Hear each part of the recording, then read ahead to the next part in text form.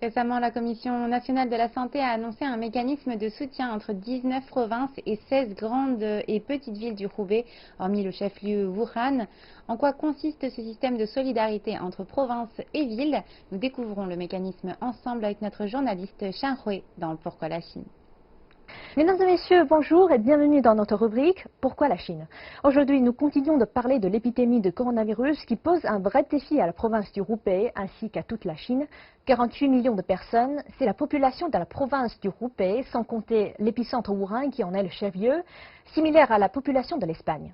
Que faire à partir du moment où l'épidémie sort de l'épicentre Wuhan et se propage dans les villes secondaires et les régions rurales où les conditions de soins et d'hospitalisation sont moins développées?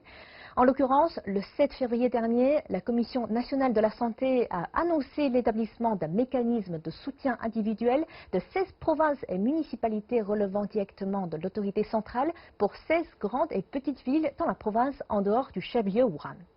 Le 11 février, le nombre de provinces soutenant les 16 villes est monté à 19. Alors, comment ça marche?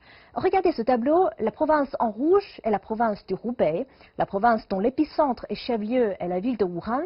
Les parties jaunes sont les provinces qui sont intervenues dans ce système de solidarité province-ville. Hormis Wuhan, toutes les autres villes du Roubaix soutenues par une ou deux provinces en Chine bénéficieront de l'aide des personnels médicaux pour pallier au manque de ressources médicales, surtout les médecins, les infirmiers ainsi que les personnels de gestion et de prévention.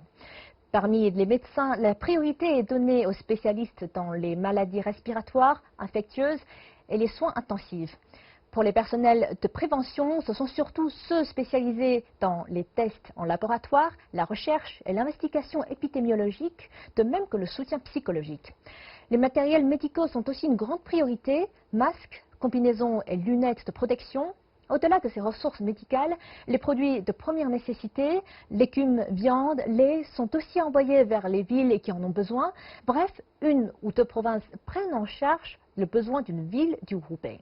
Ce genre de système de solidarité province-ville a déjà été employé en 2008 pendant le séisme de magnitude 8 à Wenchuan, dans la province du Sichuan, pour la reconstruction des villes touchées après le séisme. En ce début 2020, face à l'épidémie, la Chine travaille à l'échelle nationale pour allouer au mieux les ressources vers les lieux les plus gravement touchés par le virus. L'hôpital Qilu, affilié à l'université du Shandong de la province du même nom, a édité un livret de conversion du mandarin en dialecte du Roubaix pour aider les soignants à mieux communiquer avec les résidents locaux.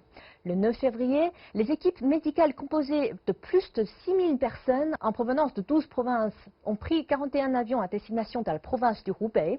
Le lendemain, la province du Guangdong a envoyé ses premiers 108 membres à destination de la ville partenaire. Depuis, les 19 provinces continuent à envoyer des soignants vers leurs villes partenaires.